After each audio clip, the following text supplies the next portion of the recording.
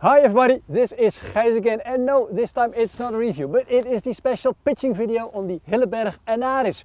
Enjoy!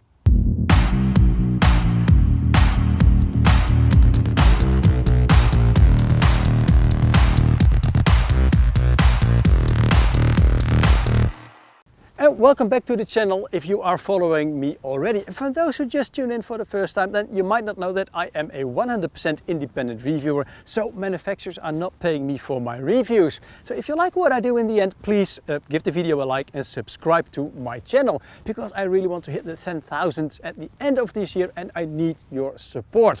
And that will be the only way for me to maintain this channel in the end. Now, the Hilleberg Anaris pitching video, there's a little story behind this one, because I did the full review on the Hilleberg Anaris about a few days ago, and I got some remarks on that. The pitching of the video, well, I went through it basically a little bit fast, and I did this for a reason, because the Anaris is a ridge tent. And it uses two poles, and for me as a Dutch guy, I'm grown up with ridge tents basically, so for me the pitching was not really a big deal, and that's why I did it quite fast. But now if you are camping normally in dome tents or maybe internal tents, then a ridge tent is not that logical maybe, and that's why I thought, well, because you requested it, let me do a special video just on pitching the Anaris itself. And now let's start with it. What do we need? Of course we need the tent, and yes, we need two poles, the trekking poles from Hilleberg themselves. And again, all the information about the materials and what the tent is about, it's all in the review, and I'll put the link at the end of the video, and of course also below this video in the description. So now let's start pitching. To me this is quite easy. What you need, of course, is a quite nice flat spot. Because you know, it's a tent, and you will see this also in the review video, it needs some surface to be pitched properly. It's about a square of 5 by 5 meters, which is actually quite a lot. Now what I always do when I put the tent back into its pouch after camping, I mostly put it into a nice neat roll, so for me when I have to pitch it again, this is quite easy. Now get me the pole. It's not too windy today, just a little bit of wind, but always, you know, when you've got the pouch and also pieces of the tent, make sure that they are attached to the ground or there's some weight on it. There's still the pegs inside the pouch, so there is some weight on it. Now, what I do, and now because of the video, of course, I marked the spot what should be the middle, because otherwise I will be outside the framing. And this needs to be very well in the middle. Now, this is how to lay it out. It's basically a rectangular shape of 1.20 meter by 2.20. And now let me get the pegs out of the pouch. And what is always a good trick, to be honest, is just to take one peg when you've got one spare and use it for the pouch basically. So you can attach it that it doesn't blow away. Now the pegs themselves, let me tie that one again there. Now it's just a matter of taking 4 pegs and put them into the ground. And now this is a nice field, it's quite soft. Always use an angle of about 45 degrees. Use a stone, a piece of wood, or my fantastic mountain boots. They're sturdy enough to press the pegs into the ground. What I didn't mention in the previous video, in the review video, is that the inner tent is made by, and I can see it here, by Kati Kalmet. So Kati, thanks for making this tent, because it's absolutely gorgeous. Now, one corner here, 45 degrees angle, and this is basically what it takes to attach the floor to the ground. What you should know is that Hilleberg also made a floor saver to put underneath this one. You use the same pegs, so if you're camping a lot onto rocky grounds or maybe onto grass with thorns in it, then that is really a clever thing to buy with it, and you pitch it in one go. Now let's continue with the poles themselves. The poles, Hilleberg, they sent them to me. They're Hilleberg branded, but they're made of course by the Korean brand Duck. More on this also in the review itself. It's a pole that goes into 3 sections basically. It's quite easy to put onto a backpack as well because they're 3 parts of it. It's not too long. I always put the other one, the bottom part, basically onto the 0. So I've got my 0 bearing there. And then Hilleberg advises to use the length of 120 centimeters. I discovered, or 125, I'm not sure about this. I've discovered that with this tent, with this kind of weather, I'm better off with the 130, so that's what I do. And it pitches somewhere, the range is a bit to 135 centimeters, depending on where you pitch it. So that's one. It's quite easy to adjust. And I like them when hiking as well, the poles. They're pretty okay. It's not, they're the same brand, of course, as the Helinox ones. That's done. Now, the neat trick about the Hilleberg is that the ridge on both ends, it's got this sleeve, and it's made out of a very sturdy material. I think it's called bisonil. And this is where you fit the grip into. And I've tested, of course, the sleeve with a lot of different brands, with the ones from Helinox. I've tested them with Leiki, Masters and Comperdel, and they all fit. One sort of type pole that does not fit, and I have a few at home as well, is the ones that have got a special ergonomic grip. The ones that have more support onto the handle, but also are a little bit angled, like in the direction of the wrist, basically. They're more ergonomical, yes, but they don't fit into this one. So be aware of this if you have poles already. Now, the trick is now just to put the pole in front of the inner tent. And what is nice is that I use the zipper of the door as a sort of a guideline in this case, I think. And then you take one of the pegs, tip this over here, and then you take the very long guy line here, and you just put the in front of the tent. Again, 45-degree angle. Now, we take the pegs again, and we do, of course, the same on the other side.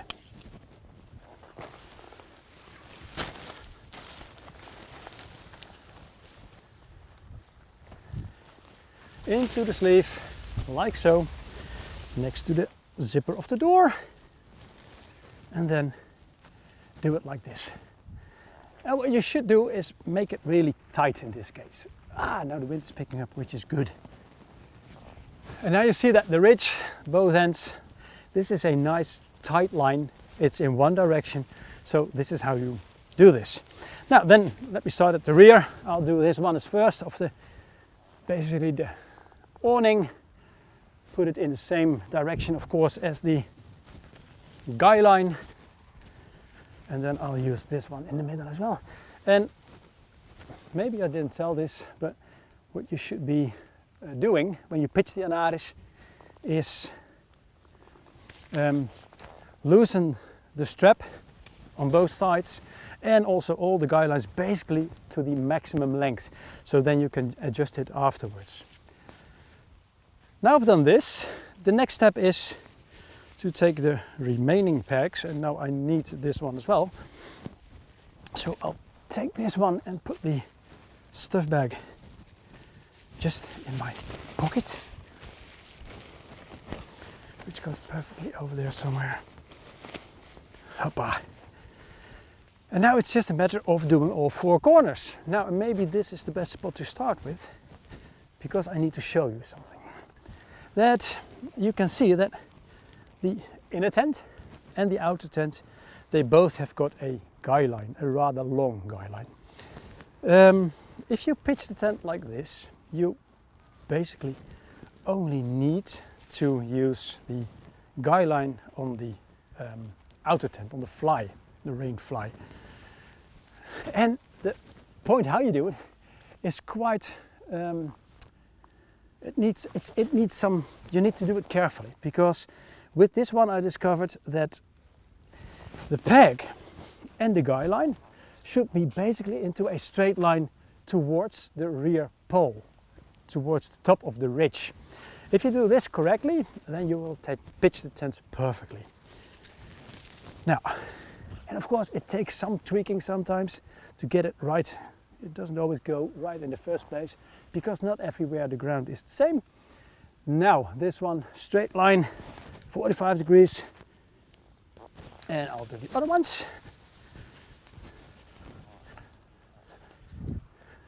This is one.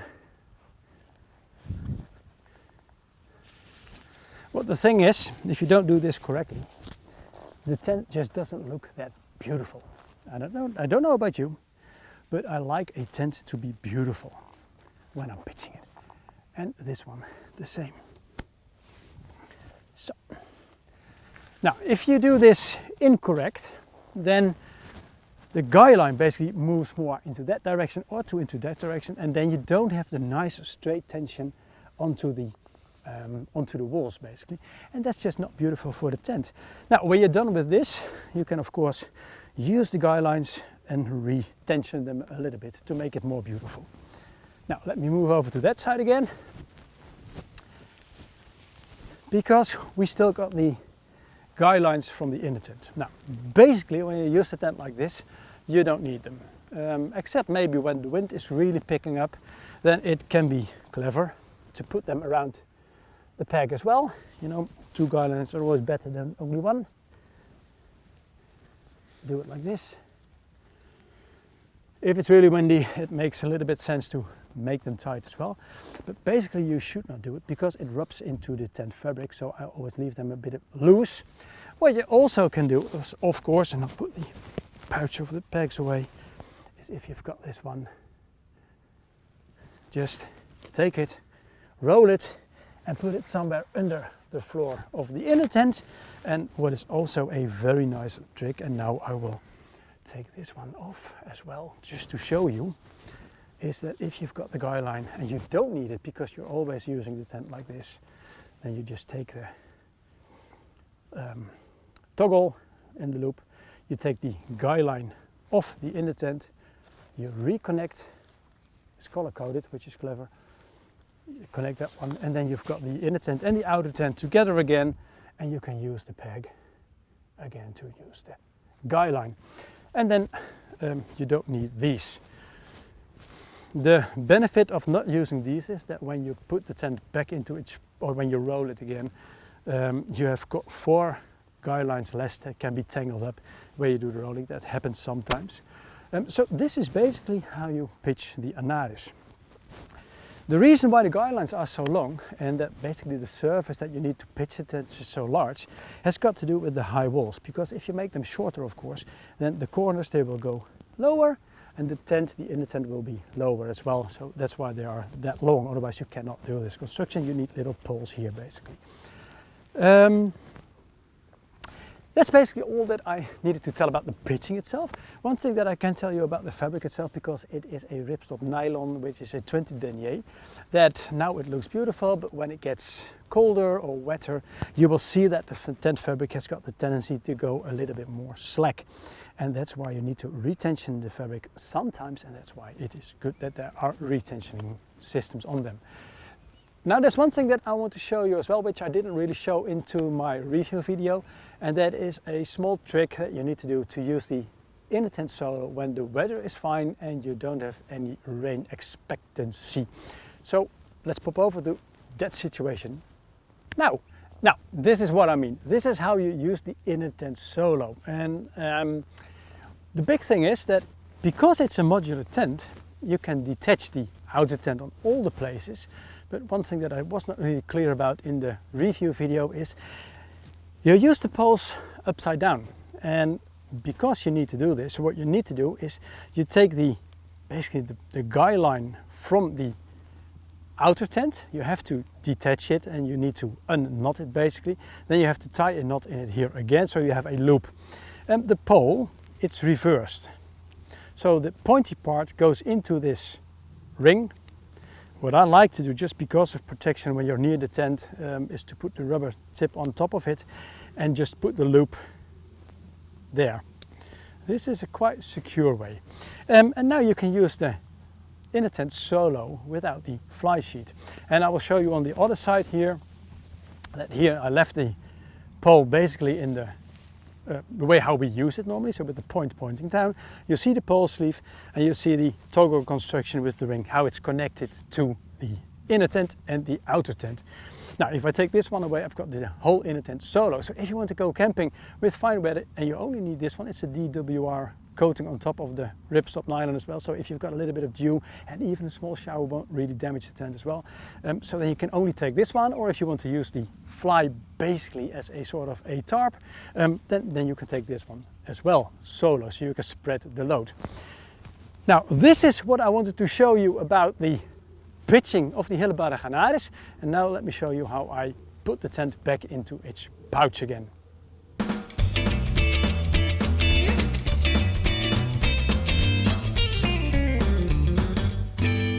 And now what I like to do is just fold it basically in 3 parts. And when you have a lot of wind, then of course be careful, because the tent might blow away, like so. Now, and since this is a tent that doesn't use poles, all I have to do now is just, and then let me get the stuff bag, put it in there,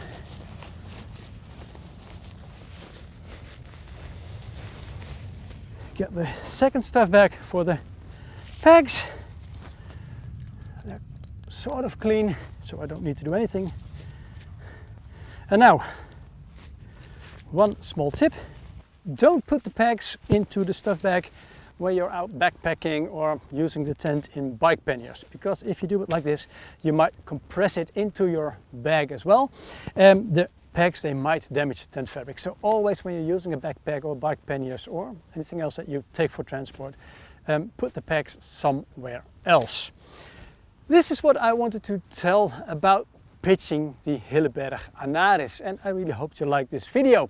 And if you did, please give it a like and leave a comment below. Also, if you've got anything to ask or if you've got a nice comment to make, please use the comment section, because that's what it's for, and I am more than happy to answer everything you can throw at me.